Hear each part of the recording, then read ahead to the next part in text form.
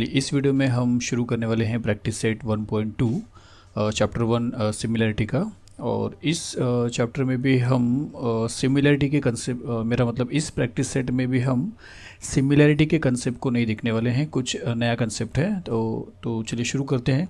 तो देखिए practice set 1.2 में हमको थ्योरम्स के बारे में समझना है और टोटल हमको 4 थ्योरम्स समझना है। थ्योरम तो हम नहीं करने वाले, लेकिन 4 थ्योरम से का जो रिजल्ट है उसको समझना है। देखिए थ्योरम क्या है, basic proportionality theorem. B capital है, पी आप कैपिटल लिखिए और टी अगर आप कैपिटल लिखे तो इस पूरे थ्योरम को आप शॉर्ट फॉर्म में बोल सकते हो BPT, इसको ऐसा बोल सकते हो, ये अलाउड है। बाय BPT आप ऐसा लिख सकते हो या बेसिक प्रोपोर्शनैलिटी थ्योरम पूरा लिख सकते हो। तो एक थ्योरम ये है, दूसरा है कन्वर्स ऑफ BPT थ्योरम, मतलब इसका अपोजिट, थोड़ा सा उल्टा। और है फिर यहाँ पे थर्ड में property of an angle bisector of a triangle, और फोर्थ है property of 3 parallel lines and their transversals. तो देखिए हम थ्योरम नहीं करने वाले स्टूडेंट्स, क्योंकि थ्योरम के लिए एक नया वीडियो रहेगा स्टूडेंट्स, जिसके अंदर ये थ्योरम आपको बताया जाएगा, जिसमें से अगर बोर्ड पॉइंट ऑफ व्यू से आप देखते हो तो ये थ्योरम बहुत ज़्यादा इंपॉर्टेंट है, और उसके बाद ये थ्योरम इंपॉर्टेंट है, और ये नहीं है, और ये लीस्ट इंपॉर्टेंट है स्टूडेंट्स। ये ज़्यादा इंपॉर्टेंट नहीं है, लेकिन ये दोनों बहुत ज़्यादा इंपॉर्टेंट है, जिसमें से ये सबसे ज़्यादा इंपॉर्टेंट है। तो हम थ्योरम एक्चुअल में नहीं करने वाले, लेकिन मैं आपको बताया कि थ्योरम का एक वीडियो आएगा। तो थोड़ा सा एक कंसेप्ट बता रहा हूँ थ्योरम क्या होता है। जैसे देखिए अगर एक राइट एंगल ट्राइंगल है, उसका नाम ABC है, और आपको किसी ने बोला कि इसके अंदर पाइथागोरस का फॉर्मूला अप्लाई करिए, तो आप डायरेक्टली क्या करते हो, AC² which is equal to AB² plus BC², ये फॉर्मूला लिख देते हो स्टूडेंट्स डायरेक्टली। और हम इसका रीज़न लिखते हैं बाय पाइथागोरस थ्योरम। तो इसका मीनिंग क्या है कि पाइथागोरस जो मैथमेटिशियन थे, उन्होंने ये फॉर्मूला दुनिया को दिया था। पर ये फॉर्मूला जो है उनको किस तरह मिला, उन्होंने क्या क्या किया, क्या क्या चीज़ उन्होंने मतलब कैसा कैसा उन्होंने प्रोसेस किया कि उनको ये चीज़ मिला, तो वो थ्योरम के अंदर आता है। तो ये जो फॉर्मूला है वो पाइथागोरस थ्योरम का फॉर्मूला है, और थ्योरम के अंदर पाइथागोरस ने ये चीज़ कैसे लाया है वो हमको देखना पड़ता है। तो हम भी इस वीडियो में क्या करने वाले हैं, BPT में जो फॉर्मूला मिलेगा वो देखेंगे, कन्वर्स ऑफ BPT में जो फॉर्मूला मिलेगा वो देखेंगे, property of an angle bisector of a triangle में जो फॉर्मूला मिलेगा वो देखेंगे, और property of the 3 parallel lines and their transversals में जो फॉर्मूला मिलेगा वो देखेंगे। लेकिन हम थ्योरम नहीं देखने वाले, तो थ्योरम हम करेंगे कोई दूसरे वीडियो में। उसके बाद देखिए प्रैक्टिस सेट 1.2 में काफ़ी क्वेश्चंस हैं, तो मैंने सॉर्ट आउट के हिसाब से मैं आपको पढ़ाने जा रहा हूँ। मतलब पहले हम क्या करने वाले हैं, ये जो प्रॉपर्टी है, property of an angle bisector of a triangle, इसको स्टडी करते हैं, और इसके बेस पे जितने भी सम्स है 6, 7, 8 सम्स जो भी हैं 1.2 में वो करेंगे। उसके बाद फिर हम ऐसा ऐसा करते चलेंगे। तो इस वीडियो में आप समझिए कि आपको property of an angle bisector का एक थ्योरम से जो फॉर्मूला मिलने वाला है, बस उसी को स्टडी करने वाले हैं, और उसके बेस पे जितने भी सम्स है वो आप कर लोगे तो आपको ये वाला जो कंसेप्ट है वो क्लियर हो जाएगा। तो चलिए शुरू करते हैं। तो property of an angle bisector of a triangle, और उसके अंदर देखिए सपोज अपने पास 3 ट्राइंगल है, और तीनों का नाम है, इसका नाम ABC है, इसका नाम PQR है, और इसका नाम XYZ है। हम लोग करने क्या वाले हैं, सिंस यहाँ पे लिखा है property of an angle bisector, तो एंगल बाइसेक्टर मतलब एंगल को हाफ करने वाला। तो यहाँ पे देखिए 3 एंगल है टोटल, ये एक एंगल है, ये दूसरा एंगल है, और ये तीसरा एंगल है। इस एंगल को अगर हम हाफ करेंगे तो लाइन यहाँ से जाएगा, इस एंगल को अगर हाफ करेंगे तो लाइन यहाँ से जाएगा, और अगर इस एंगल को हाफ करेंगे तो लाइन यहाँ से जाएगा। तो हम क्या करने वाले हैं, तीनों एंगल बाइसेक्टर जो है वो एक ही ट्राइंगल में ड्रॉ करके हम स्टडी नहीं करने वाले हैं। हम इस एंगल को बाइसेक्ट करेंगे, वो ये ट्राइंगल में देखेंगे, इस तरफ का एंगल जो बाइसेक्ट करेंगे उसको इस ट्राइंगल में देखेंगे, और इस तरफ का जो एंगल बाइसेक्ट करेंगे उसको हम इस तरफ देखेंगे, और फिर क्या हमको मिलता है वो देखेंगे। तो जैसे देखिए अगर इस ट्राइंगल में आपको यहाँ पे एक फॉर्मूला मिलने वाला है, वो आपको अच्छी तरह समझना है, कन्फ्यूज़न आपको रखना नहीं है, आपको अच्छे से समझना है, सो दैट आपको फॉर्मूला समझ में आ जाएगा, क्योंकि ट्राइंगल किसी भी तरह घुमा के आ सकता है एग्जाम में। तो चलिए ये ट्राइंगल है, और इस एंगल का अगर बाइसेक्टर की बात करें तो यहाँ से एक ऐसा रे जाएगा, जिसकी वजह से अगर रे जा रहा है जिसकी वजह से ये दोनों एंगल इक्वल हो गए, तो ये रे क्या हो जाएगा, इस एंगल को बाइसेक्ट कर देगा। और ये रे क्या कर रहा है, AC पे एक पॉइंट पे आके मिल रहा है, इंटरसेक्ट कर रहा है, जिस पॉइंट का नाम सपोज E है। तो यहाँ पे आपको एक रिलेशन मिलेगा साइड्स के ऊपर, वो आपको समझना है, मतलब एक फॉर्मूला मिलने वाला है। अब वो फॉर्मूला किस तरह लिखा जाएगा वो आपको देखना है। तो सबसे पहले देखिए आप ट्राइंगल के तीनों साइड को समझिए। ये 3 साइड है, एक साइड AB है, एक साइड BC है, और एक साइड AC है, जिसमें से ये जो एंगल बाइसेक्टर है ये AC वाले साइड को टच किया है। तो आपका पहला काम है कि जिस साइड को वो बाइसेक्टर टच करेगा उसको छोड़ दीजिए, उसको हटा दीजिए। तो आपके पास 2 साइड बचता है, एक AB और एक बी सी। तो आपको क्या करना है, A B upon B C इस तरह लिखना है, A B upon B C, या अगर आप चाहें तो उल्टा लिख सकते हैं, B C upon A B. तो पहले तो आप A B upon B C लिखिए, और फिर अगर आपको नहीं समझ में आ रहा है कि ये अपॉन ये लिखना है या ये अपॉन ये, तो आप चाहे तो B C upon A B भी लिख सकते हैं। दोनों में से सिर्फ एक करना है स्टूडेंट्स, दोनों नहीं करना है, दोनों में से या तो ये पैटर्न आप फॉलो करिए या तो ये पैटर्न। तो फिर से मैं बता रहा हूँ कि हमने ट्रायंगल का 3 साइड देखा था, जिसमें से एक साइड को छोड़ दिया था जिस पे वो बाइसेक्टर आके मिला था, और बाकी का जो 2 साइड बच रहा था, एक ए बी और बी सी, तो उसको हमने या तो A B upon B C करके लिखा या तो B C upon A B करके लिखा। उसके बाद देखिए क्या होता है, अगर हमने पहले वाले इसमें A B upon B C लिखा है, तो अब हमको क्या करना है, जो थर्ड साइड हमने छोड़ा था ए सी, उसको लेना है, लेकिन उसको 2 पार्ट में लेना है, एक ए ई और एक ई सी। तो अब हमारे पास यहाँ पे ऑप्शन क्या आ सकता है, देखिए एक ए ई अपॉन ई सी आ सकता है या ई सी अपॉन ए ई आ सकता है। तो वो डिसाइड करेगा यहाँ का साइड। अगर हमने ए बी लिया है तो ए बी से टच है ए ई, तो आपको ए ई अपॉन ई सी लिखना है। लेकिन ये कंडीशन में हमने ऊपर बी सी लिया है, बी सी, तो बी सी को टच ए ई नहीं है, बी सी को टच ई सी है, तो आपको यहाँ पे लिखना पड़ेगा ई सी अपॉन ए ई। तो ये 2 फॉर्मूला आपको, 2 नहीं सॉरी, ये 2 फॉर्मूला मैंने बोला है, लेकिन ये 2 में से आपको एक ही लिखना है, कोई भी एक लिखना है। तो उसका जो रूल मैंने बताया था वो याद रखिए। यहाँ पे भी हम यही रूल यहाँ पे भी अप्लाई करने वाले हैं। एंगल बाइसेक्टर फ़र्क होगा कि इसको बाइसेक्ट करने की जगह पे इसको बाइसेक्ट करेगा। तो आपको सिर्फ पता लगाना है कि जैसा हमने यहाँ पे फॉर्मूला बनाया था, यहाँ पे अगर बाइसेक्टर है तो किस तरह बन सकता है, और यहाँ पे अगर बाइसेक्टर है तो किस तरह बन सकता है। लेकिन 2 फॉर्मूला नहीं करना है, सिर्फ एक फॉर्मूला करना है। तो चलिए यहाँ पे देखते हैं। जैसे ये है angle bisector, angle P R Q का रे है, और ये दोनों एंगल इक्वल हो जाएगा, और इसका नाम है सपोज एस। तो यहाँ पे आप फॉर्मूला क्या बनाओगे, तो यहाँ पे मैं जैसा ब्लू कलर में हाईलाइट किया था यहाँ पे नहीं करने वाला हूँ, सिर्फ आपको बता रहा हूँ। जैसे हमने यहाँ पे क्या किया था, ट्रायंगल का 3 साइड देखा था पहले, तो यहाँ पे भी देखिए ट्रायंगल का 3 साइड कौन सा, एक पी क्यू है, एक क्यू आर है और एक पी आर है। फिर मैंने बोला था कि जिस पे एंगल बाइसेक्टर आके टच होता है उसको आप छोड़ दीजिए। तो यहाँ पे भी एंगल बाइसेक्टर यहाँ से जाके इसको टच कर रहा है, पी क्यू को, तो आप पी क्यू छोड़ दीजिए। तो आपके पास 2 साइड बचता है, पी आर और क्यू आर। तो आपके पास 2 ऑप्शन भी बचता है, P Q upon Q R लिखिए या Q R upon P Q लिखिए, लेकिन दोनों में से कोई एक लिखना है। तो हम लिखने वाले हैं P R upon Q R. तो हम यहाँ पे लिखते हैं P R upon Q R. तो क्या होगा, देखिए P R upon Q R लिखा है, फिर अब वो जो थर्ड साइड हमने छोड़ा था पी क्यू, वो लेना है। तो उस पर आपको इसके से 2 पार्ट करना है, एक पी एस और एक एस क्यू। तो क्या आप P S upon S Q लिखोगे या S Q upon P S लिखोगे, तो वो डिसाइड करेगा यहाँ पे कि ऊपर हमने क्या लिखा है। अगर हमने ऊपर पी आर लिखा है तो पी आर से जॉइंट पी एस है, तो हमको लिखना पड़ेगा पी एस अपॉन, फिर बच रहा है जो एस क्यू लिखना पड़ेगा, और ये फॉर्मूला आपका बन जाएगा। और सेम हमको करना है यहाँ पे, हमने ये एंगल देखा इस तरफ वाला, फिर इस तरफ वाला एंगल यहाँ पे देख लिया, और अब ऊपर वाला एंगल हम यहाँ पे देखने वाले हैं। तो सपोज़ यहाँ पे भी एक रे जा रहा है जो क्या कर रहा है, दोनों एंगल को मतलब इस एंगल को बाइसेक्ट कर रहा है, जिससे 2 एंगल इक्वल हो रहे हैं, और वो यहाँ पे आके एन पे मिल रहा है। तो यहाँ पे फिर से आपको वही करना है। इसका 3 साइड कौन सा, एक एक्स वाई है, एक वाई जेड है और एक एक्स जेड है, जिसमें से आपको वाई जेड छोड़ देना है बिकॉज उसके ऊपर वो बाइसेक्टर आके मिला है। तो आपके पास ऑप्शन है X Y upon X Z लिखना या X Z upon X Y लिखना। तो हम X Y upon X Z लिख रहे हैं। तो अगर हम यहाँ पे लिखते हैं X Y upon X Z, तो सिंस एक्स वाई लिखा है ऊपर एक्स वाई, तो आपको लिखना पड़ेगा Y N upon N Z. तो यहाँ पे लिखेंगे Y N upon N Z. तो ये आपको मिल जाता है फॉर्मूला। तो आपको एक एक फॉर्मूला ही लिखना है, और आपको ट्राइंगल का कौन सा एंगल बाइसेक्ट हुआ है वो ध्यान से देना है, देना मतलब देखना है। यहाँ पे एक चीज़ और आपको याद रखना है कि ये जब बाइसेक्टर था, या यहाँ पे चलिए यहाँ पे देख सकते हैं, जब इस रे ने इस एंगल को हाफ किया तभी आपको ये मिला है। अगर ये हाफ नहीं होता, सपोज़ करिए कि अगर ये 80 डिग्री का एंगल है और ये यहाँ पर यहाँ तक 30 डिग्री है या 35 डिग्री या 30 डिग्री है और ये 50 डिग्री है, तो ये चीज़ आपको नहीं मिलने वाला है। फिर ये अपॉन ये और ये अपॉन ये का वैल्यूज़ जो है वो आपको नहीं मिलेगा। तो ये तभी हो पाता है जब वो एंगल बाइसेक्ट करता है।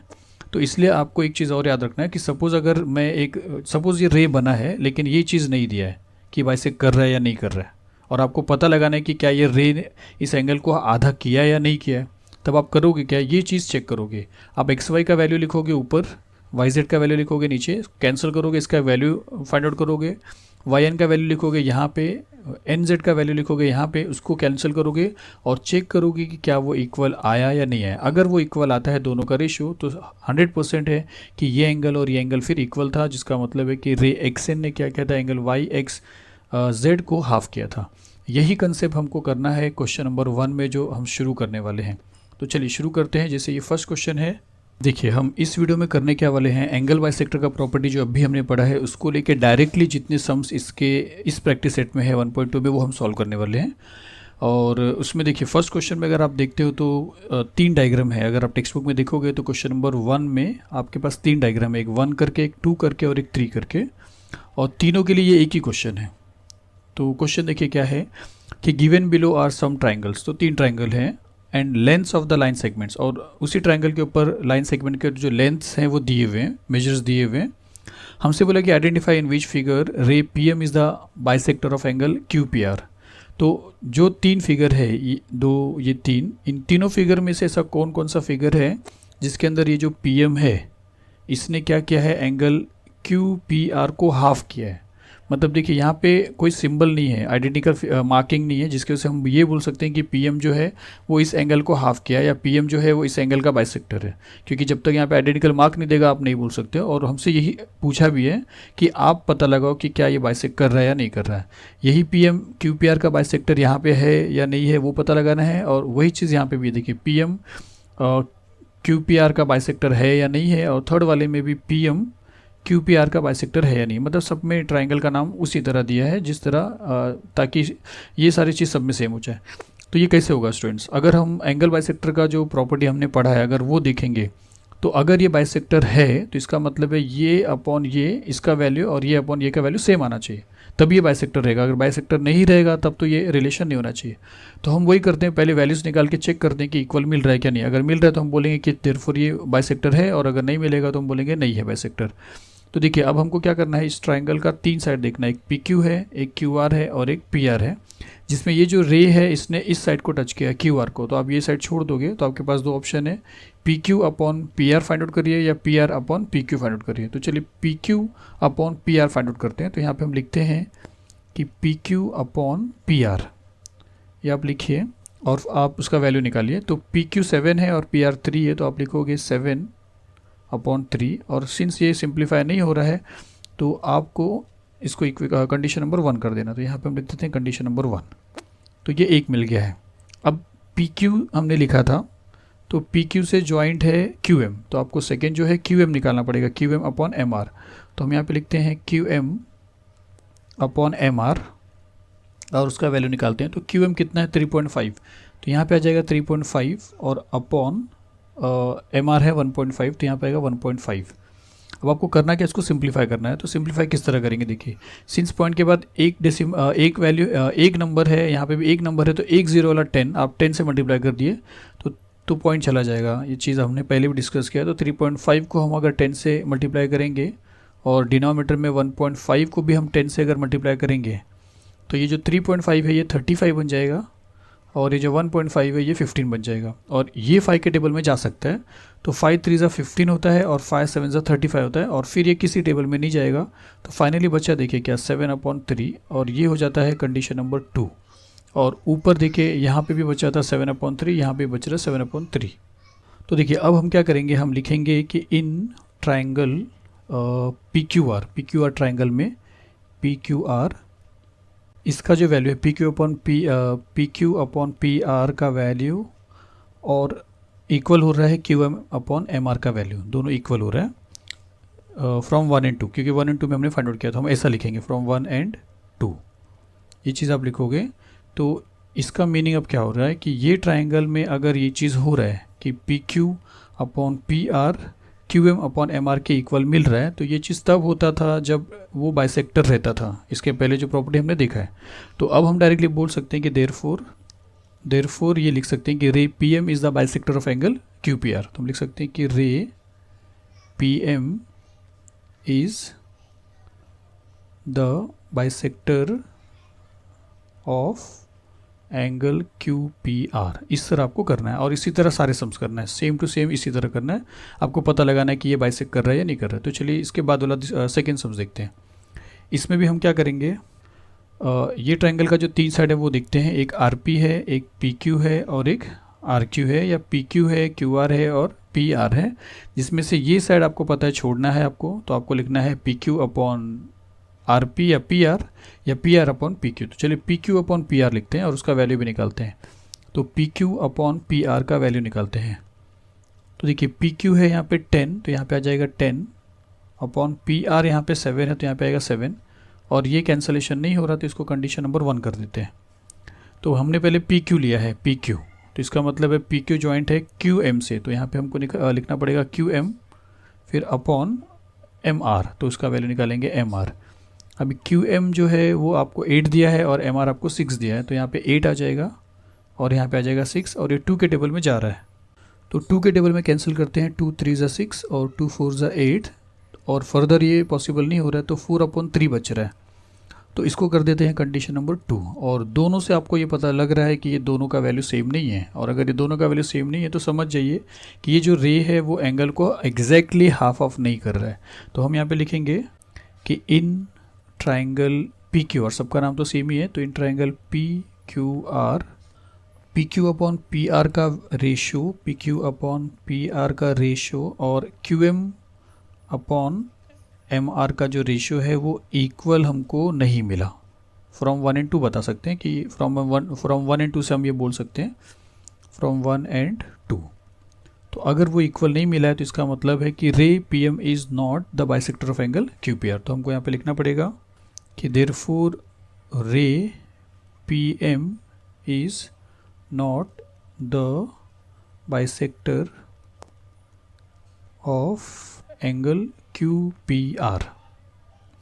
तो चलिए सेकेंड हो रहा है, अब इसके बाद थर्ड देखते हैं।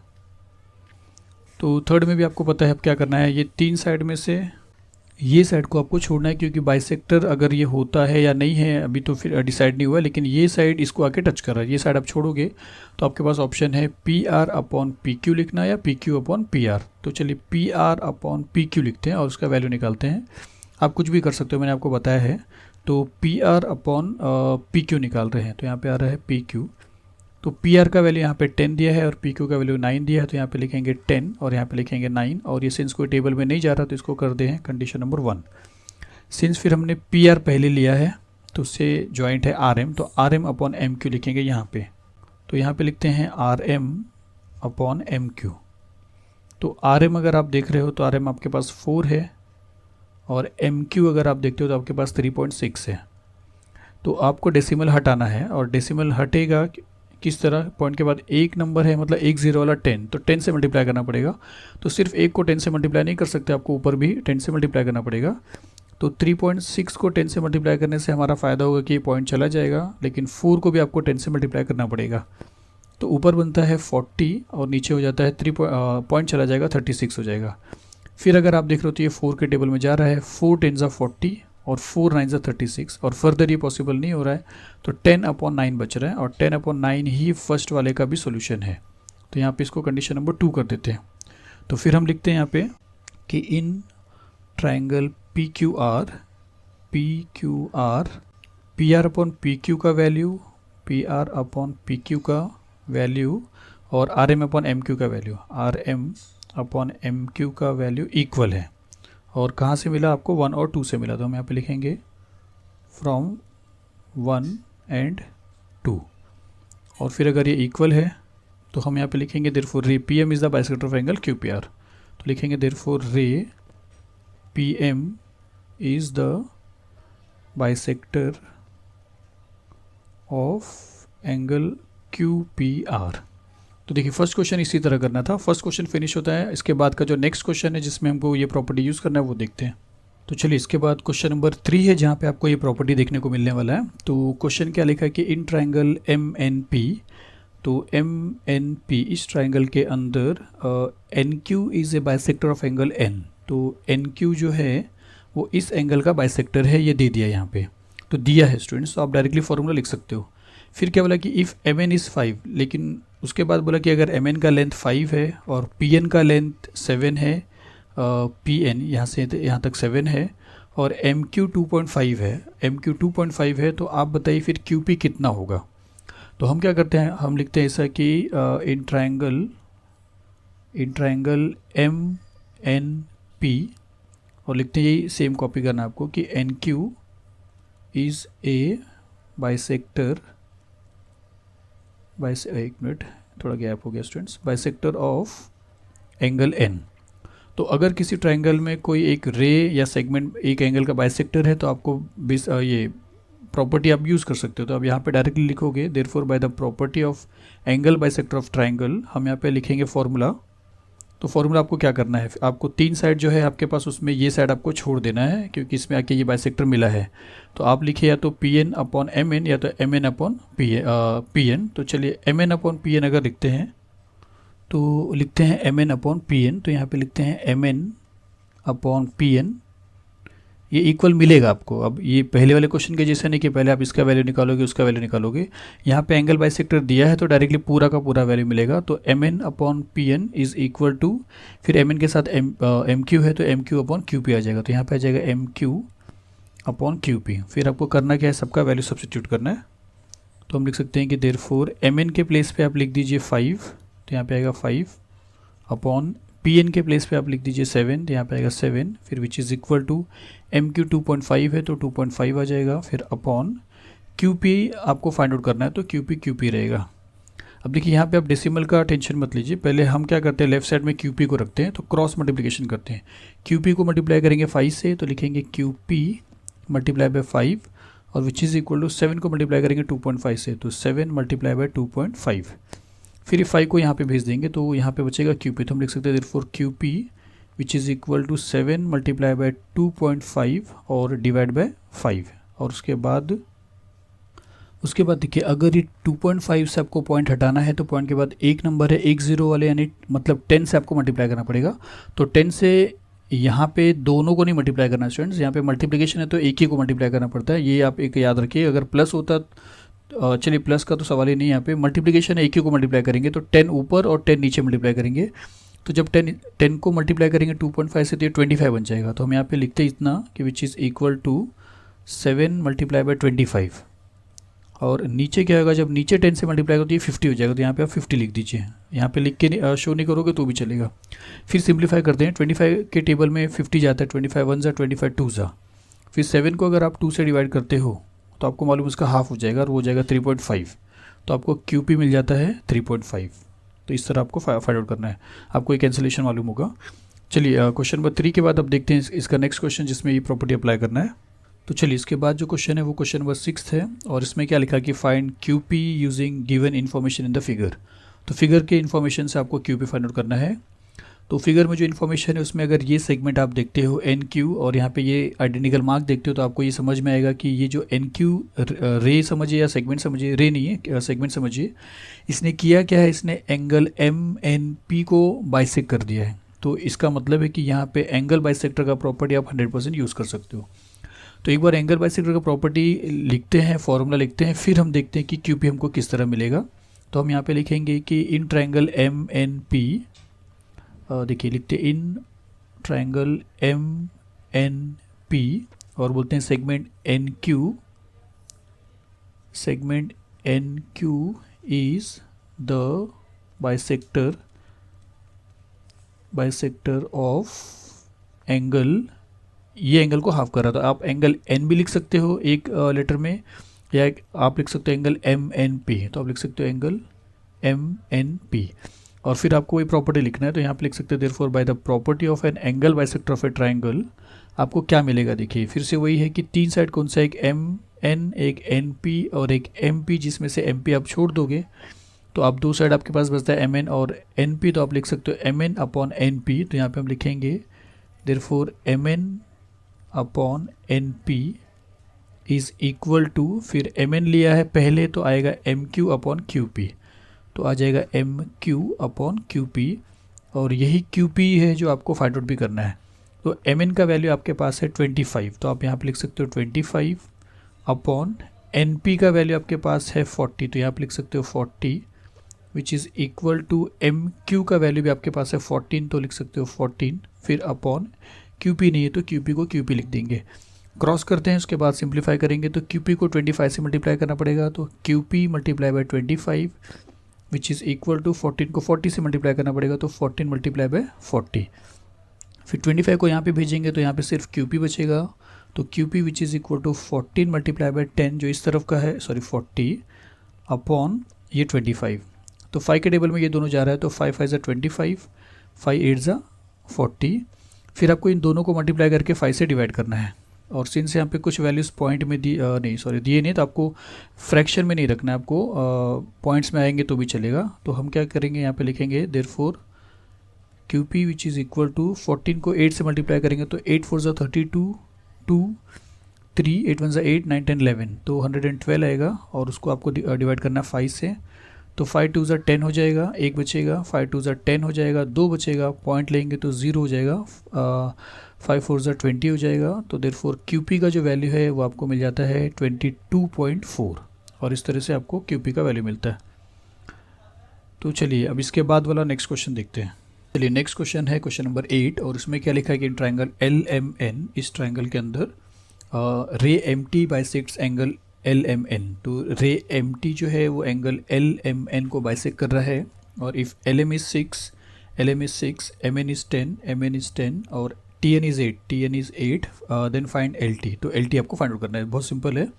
हम सेम वही करेंगे, लिखेंगे इन ट्राइंगल LMN, ये वाला स्टेट यहाँ तक आपको लिखना है। तो लिखेंगे कि इन ट्राइंगल LMN,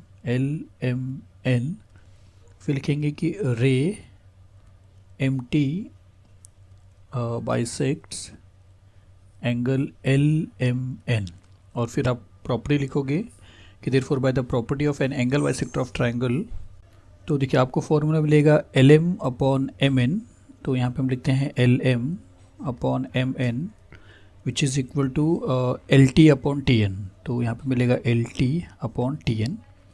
फिर आप वैल्यू यहाँ पे भी लिखिए, LM का वैल्यू है 6, तो यहाँ पे लिख सकते हैं देयरफॉर 6/MN है 10, तो यहाँ पे आएगा 10 which is equal to LT हमारे पास नहीं है तो LT सेम रहेगा, फिर अपॉन TN 8 है तो यहाँ पे आएगा 8। फिर क्रॉस करते हैं, LT को 10 से मल्टीप्लाई करते हैं तो लिखते हैं LT multiply by 10 which is equal to 6 को 8 से मल्टीप्लाई करें तो 6 × 8, फिर 10 को वहाँ पे भेजेंगे तो therefore LT which is equal to 6 multiply by 8 divide by 10। तो यहाँ पे हो सकता है therefore LT which is equal to 6 8 ज़ा 48 डिवाइड बाय 10 से डिवाइड है कोई चीज़ 100 से है 1000 से, तो आपके लिए कोई ज़्यादा प्रॉब्लम नहीं है। एक ज़ीरो है तो एक के बाद पॉइंट डाल देना है, इस तो ये हो जाएगा 4.8, तो देयरफॉर LT मिल जाएगा आपको 4.8। और बाकी अगर आप 2 के टेबल में 2 3 ज़ा 6 2 5 ज़ा 10 ऐसा भी करेंगे तो आपको लास्ट में 4.8 ही आने वाला है। चलिए 8 क्वेश्चन था। इसके बाद इस वीडियो में हम ये लास्ट क्वेश्चन देखने वाले हैं जो इस बाइसेक्टर को इस प्रॉपर्टी को लेकर डायरेक्टली क्वेश्चन पूछा था। तो देखिए इसमें थोड़ा सा इंटरेस्टिंग कर दिया और कुछ भी नहीं है वही चीज़। यहाँ पे क्या लिखा है कि triangle ABC segment BD bisects angle ABC। तो BD बाइसेक्ट्स एंगल ABC दिया है और यहाँ पे सिंबल भी दिया है। फिर क्या बोला कि AB x है, AB अगर x है, BC x + 5 है, BC x + 5 है, AD x - 2 है, AD अगर x - 2 है, और DC x + 2 है, DC x + 2 है, तो find the value of x। तो सिंस ये नंबर में नहीं था इसके लिए आपको चारों का नंबर दिया है। तो हम यहाँ पे लिखते हैं सेम कि in triangle ABC segment BD bisects angle ABC, और फिर आपका प्रॉपर्टी जाएगा therefore by the property of angle bisector of a triangle आपको क्या मिलेगा AB/BC which is equal to AD/DC। फिर आप क्या करोगे, AB के प्लेस पे लिख दोगे x, तो यहाँ पे आ जाएगा x, फिर अपॉन BC के प्लेस पे आप लिख दोगे x + 5, तो यहाँ पे आ जाएगा x + 5, फिर which is equal to AD के प्लेस पे आ जाएगा x - 2, तो यहाँ पे आ जाएगा x - 2, फिर अपॉन DC के प्लेस पे आ जाएगा x + 2, तो यहाँ पे आ जाएगा x + 2। फिर आपको क्रॉस करना है, तो x को x + 2 से मल्टीप्लाई करेंगे तो हम लिखेंगे यहाँ पे therefore x multiply by x + 2, फिर विच इज़ इक्वल टू इन दोनों को मल्टीप्लाई करेंगे तो x - 2 मल्टीप्लाई बाय x + 5। फिर आपको उसको सॉल्व करना है, तो x को x से मल्टीप्लाई करेंगे तो x का स्क्वायर हो जाएगा, प्लस x को 2 से मल्टीप्लाई करेंगे तो 2x हो जाएगा। यहाँ पे x को x से मल्टीप्लाई करेंगे तो x का स्क्वायर हो जाएगा, x को +5 से मल्टीप्लाई करेंगे तो +5x हो जाएगा, -2 को x से मल्टीप्लाई करेंगे तो -2x हो जाएगा, और -2 को +5 से मल्टीप्लाई तो -× + हो जाएगा, और 2 5 = 10 हो जाएगा। फिर उसके बाद देखिए कि ये प्लस एक्स स्क्वायर है और इक्वल के उस तरफ भी एक प्लस एक्स स्क्वायर है, अगर वो इस तरफ आता है तो माइनस एक्स स्क्वायर हो जाएगा, तो x square minus x square cancel हो जाएगा। तो आप उसको लाइए या आप डायरेक्टली यहाँ पे ऐसा कैंसिल कर दीजिए, दोनों भी चलेगा। तो यहाँ पे बचता है प्लस 2x और इक्वल के वो साइड प्लस 5x है और माइनस 2x है। तो एक काम करते हैं, विच इज़ इक्वल टू लिखते हैं, प्लस 5x और माइनस 2x को सॉल्व कर लेते हैं। तो प्लस और माइनस माइनस हो जाएगा, तो 5x में से 2x गया तो 3x बचेगा। तो यहाँ पे लिखेंगे प्लस 3x और फिर वहाँ पे है माइनस 10। फिर आप क्या करिए, प्लस 3x को यहाँ पे लाइए, तो ये है 2x, यहाँ पे ये आएगा तो माइनस 3x हो जाएगा और वहाँ पे बचता है माइनस 10। तो प्लस और माइनस माइनस होएगा, तो 2x में से 3x गया तो 1x आएगा, लेकिन ग्रेटर नंबर ये है तो माइनस 1x आएगा, मतलब माइनस x हो जाएगा, which is equal to minus 10 है तो वहाँ पे माइनस 10 रहेगा। और दोनों साइड माइनस साइन है तो आप डायरेक्टली कैंसिल कर सकते हो और देयरफॉर डायरेक्टली x का वैल्यू आपको मिल जाएगा 10। तो इस तरीके से आपको x का वैल्यू मिल जाता है। तो सिंपल था स्टूडेंट्स, ये वीडियो में हमको यही देखना था बाइसेक्टर को लेके। चलिए जल्दी ही नेक्स्ट वीडियो में मिलते हैं दूसरे कंसेप्ट को लेके। Thank you very much.